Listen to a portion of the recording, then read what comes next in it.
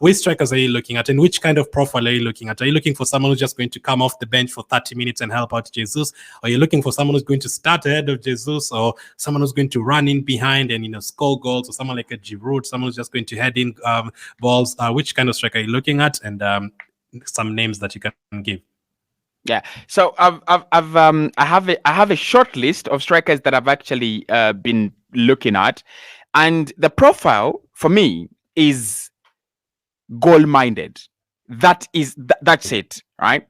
You could be huge like Mikel Antonio, but if you're not goal-minded, I need a striker. Have you seen have you ever seen Dusan Vlahovic play? Mm-hmm. Dusan Vlahovic can take a shot from the middle of the park. Like, he's that obsessed with scoring goals, right? And he's talked about it in one of his interviews. And he said, I was born to score goals. I think I was born to this. And passing and running, that's not my thing. What I want to see is myself putting the ball in the back of the net. So I want the profile I'm looking for is the opposite of Gabriel Jesus, because Jesus said, I'm really good at so many other things, but scoring goals is not my thing. I'm not really into it. Okay, thank you so much. You can drift to the wide areas, go to the right hand side, go to the left hand side. I need someone who does nothing but think about score goals, right? Who does nothing but pin that defensive line and put it under pressure. It's one of the other reasons that's why we're suffering with clubs. You don't have a striker that keeps occupying the center backs, right? Jesus is going to run away from there and drift into the midfield where there's a lot of space, and we are not benefiting a lot from that. So for me, the profile is a striker that really loves to score goals and can score all kind of goals. Okay, options. I think we have to consider the FFP situation. I don't think Arsenal can spend more than 50 million in this upcoming January transfer window. So we might need to do one permanent deal and 2 loan deals. And that would be okay as well. I think it would be a good window. Like if you could bring in like a Ruben Neves from Saudi Arabia on loan, right? I mean, I don't know if it was blocked. We can't bring in players from Saudi Arabia. But if you could bring in... It wasn't blocked yet, right? So if you can bring in a Neves on loan, and he gets into the midfield, and then you can go and bring in a young player, a young defender like Osman Diamonde at centre back, and then you can bring in a striker on loan. That would be a good window for me, and that would have shown some aspiration from the club. So this is my list. I'm going to give you 5 strikers that Arsenal should be looking at this January. It might anger a couple of people, but you'll bear with me. Number 1, Olivier Giroud at AC Milan. Now, I've appreciated the older version of Olivier Giroud as compared to the younger version of Olivier Giroud. And everyone will agree with me here. The older version of Olivier Giroud has won silverware that the younger version of Olivier Giroud would never win. He was wasteful. He was young, I think, as strikers. And strikers are becoming like goalkeepers. The older they become, the better, right? We are seeing the fine wine effect of goalkeepers now getting to strikers. Look at Benzema, look at Giroud, look at Lewandowski, look at all these older strikers. You don't want them to leave the stage. But with Olivier Giroud, he knows the Premier League. That is number 1. But look at what he has won in the last 5 years, 5-6 years. He's got a World Cup there. He's got a Champions League with I think with Chelsea. Does he? He's got an Italian Serie A, title with AC Milan. That is a proven. He's got a Europa League actually. So that is what we are looking for, right? Isn't it? We are looking for players that can actually lead this team and get it over the line. Now, I want to be honest with all of you.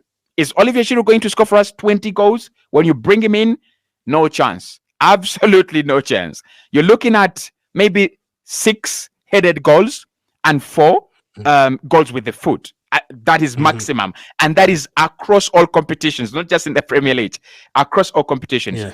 But he is a threat up top. He is a quality threat up top. You cannot have a player like Olivier Giroud and the center back, the center backs are actually having a holiday.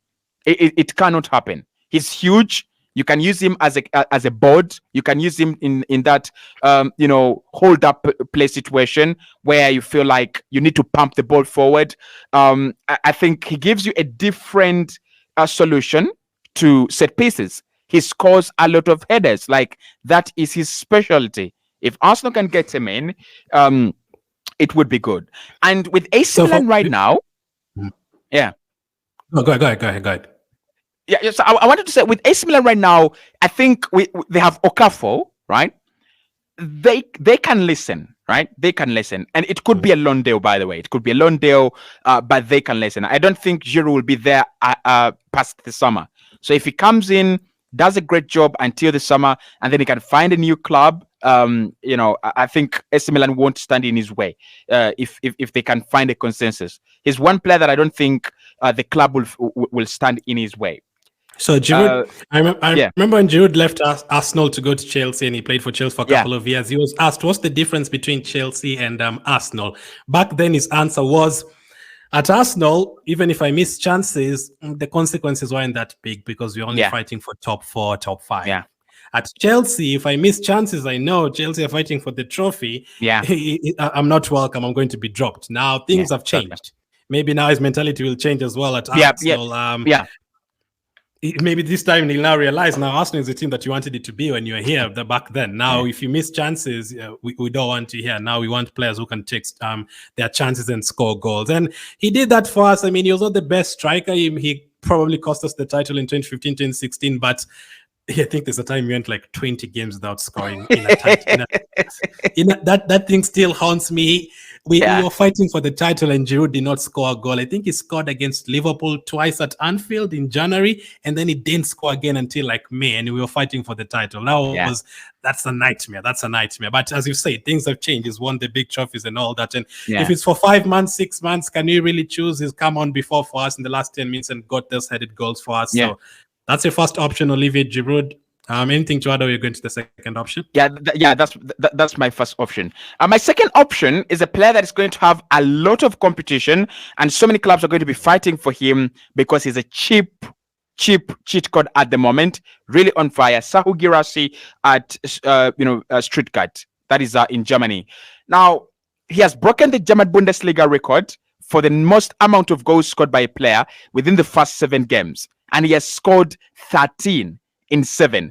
Right? Come to Arsenal, do that. We'll give you all the money you want. Like, you're literally bringing silverware if you do that. If he scores 13 goals for us in the Champions League from now until the end, I think we win it, don't we? Yep. Yeah, we could win it. But he's going to have a lot of competition. The advantage about him, I think there are 2 advantages. One, he is on fire.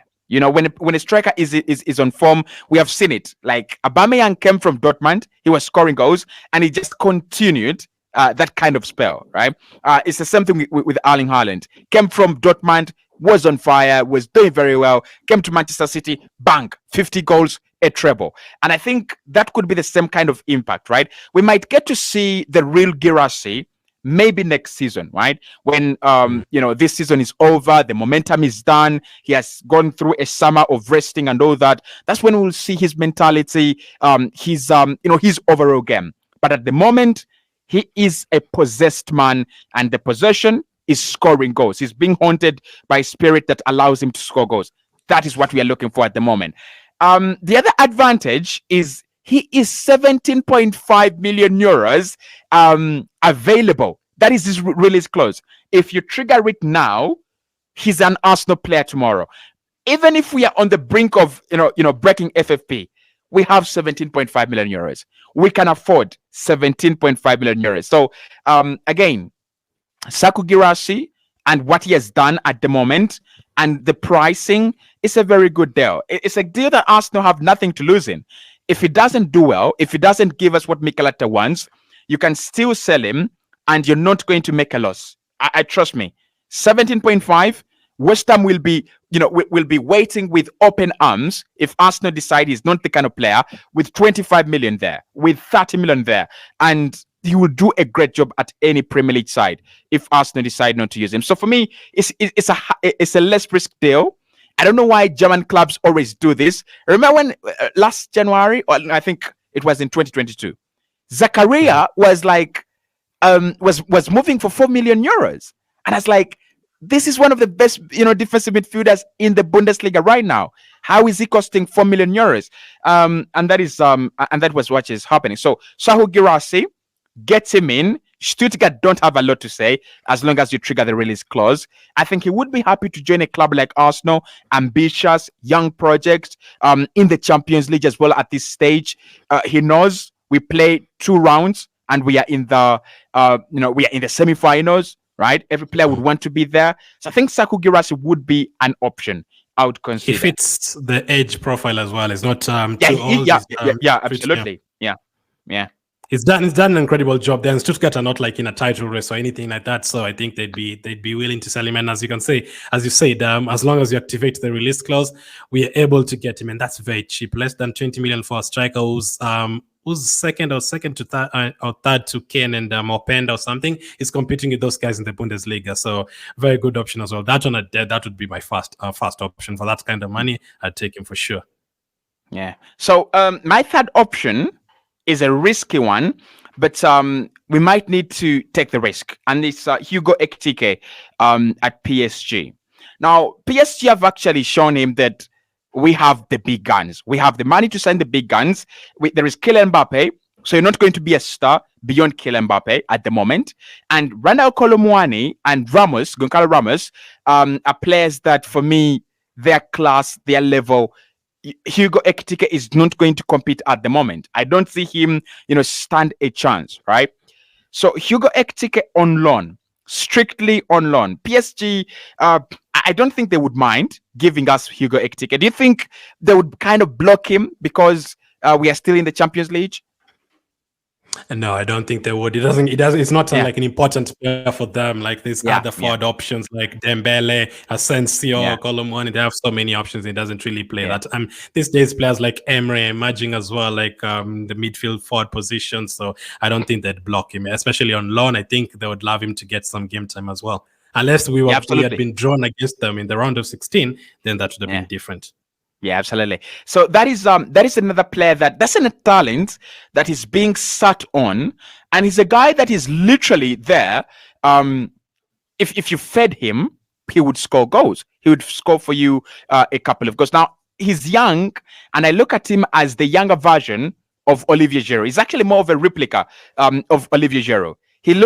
When I look at him, he's going to be a striker that scores more goals as he gets older, rather than at his younger age, right? But I think at the moment we do not have a striker. We don't have a guy that whose game focuses on in front.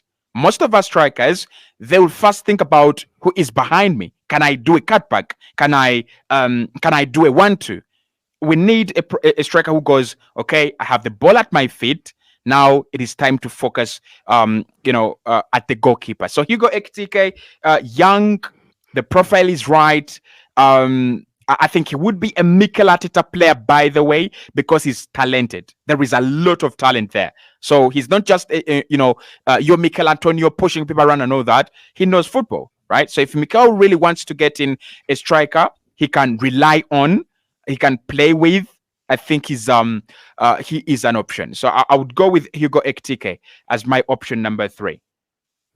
Strictly on loan, not signing, right? Just on loan. Strictly on loan, because he's not played in a long time, and we don't know what he's capable of. We don't know what his game is all about, and we have not scouted him as a club for some time, like we did the likes of Odegaard, the likes of Pedro Neto. We have not done that. So strictly on loan. So you've gone for a striker from the Serie A, one from the Bundesliga, and another one from Ligue 1. What's your fourth option? My fourth option is Dusan Vlahovic. Everyone knows that I love this guy. Everyone knows that he is my boy. And, I talked about Olivier Giroud, right? Mm-hmm. Giroud is more of, experience and pedigree. Dusan Vlahovic is hungry, right? I think there are 2 players that I've looked at at Juventus, and I'm like, bring that hunger to Arsenal: Federico Chiesa and Dusan Vlahovic. Vlahovic is hungry. He's desperate to get his career back online, because when we wanted him in 2022 in January, he had set his career. But at the moment, I tell you, Serbia fancy Mitrovic more than they rate Dusan Vlahovic. And he's a young striker, and he needs to get his his game back online. Now, Juventus have financial fair play problems, and this is where we've got to be ruthless. We've got to exploit these weaknesses, right? There was a story that we wanted to sign Amadou Onana, and I was like, this is the time. This is the right time. Yeah. Everton have FFP issues. Go there, bargain. Give them a deal that they either take or leave. So Vlahovic with Juventus, that is a deal. I think that's it. If you can structure it in a good way, that is a very good deal. And he's going to be a top level striker. He might be on the down right now, but 1 season or 2 seasons later, clubs are going to be fighting for his signature. Clubs are going to be looking at 70, 90 million for him. At the moment, there is an opportunity that Arsenal actually bring him in at around 60, 65 million. And I believe in him. I still believe in him. I still think he was not just a one season wonder, a half season wonder. I looked at his profile of goals. He scores every kind of goal. He scores every goal there is to score. He's a monster. He runs. He heads in. He's he will take a shot, and I think he would unlock Odegaard and Kai Havertz. So when Kai was at Bayer Leverkusen, they played with a striker up top. Like, they played with a number 9 up top. And that is why many people actually looked at Kai Havertz as, more of a creative player. Because there was a player he would feed into. And he played in wide areas, drifted into the 10. And, there was a player he could feed. Martin Odegaard himself, he's played so many balls up forward.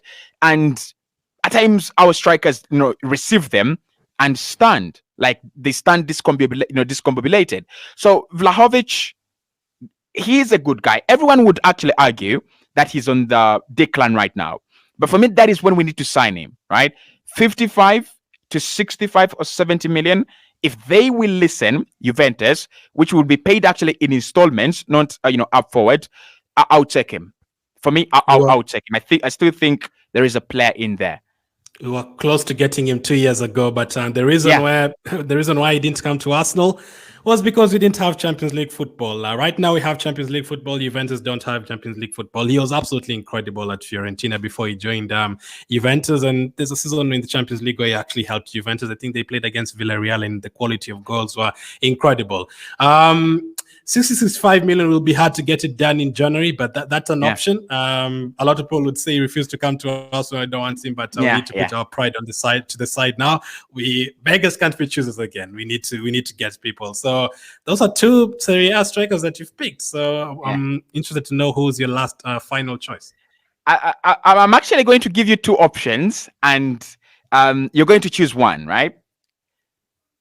Eric Maxim Choupo-Moting at Bayern, or Armando Broja at Chelsea. Wow. Choupo-Moting, I remember him from the Stoke days. I never thought I'd hear that name from as an Arsenal target. He's come on, him and Tell is called Tell, right? They've been coming on for, instead of Ken, and they actually score goals. You just ignore the Choupo-Moting that plays for Cameroon and plays for Stoke City back in the day. You'd stop seeing that side of him. But at Bayern, he has the experience. He's been playing for Bayern Munich the last couple of seasons, and I don't think he's as injury prone as Breuer. I've not checked his injury record.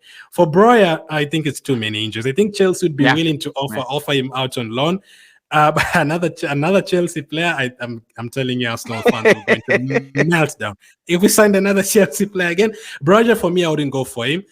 We've not seen enough. I think we say maybe a season at Southampton or something, but the injuries are too. We already have too many injury prone players. So if you were to ask me between those 2, I'd go for Choupo-Moting because he's also I would also go for Eric Maxim Choupo-Moting. Now I had a couple of options. I had Wilson at Newcastle, but I think Newcastle are going to hold any player they have at the moment. They won't sell. They won't even think about it. So I don't think that is a viable option. So Eric Maxim Choupo-Moting, because they have Harry Kane, Bayern might be able to listen. They might actually give him a chance to go out there, play some football, and just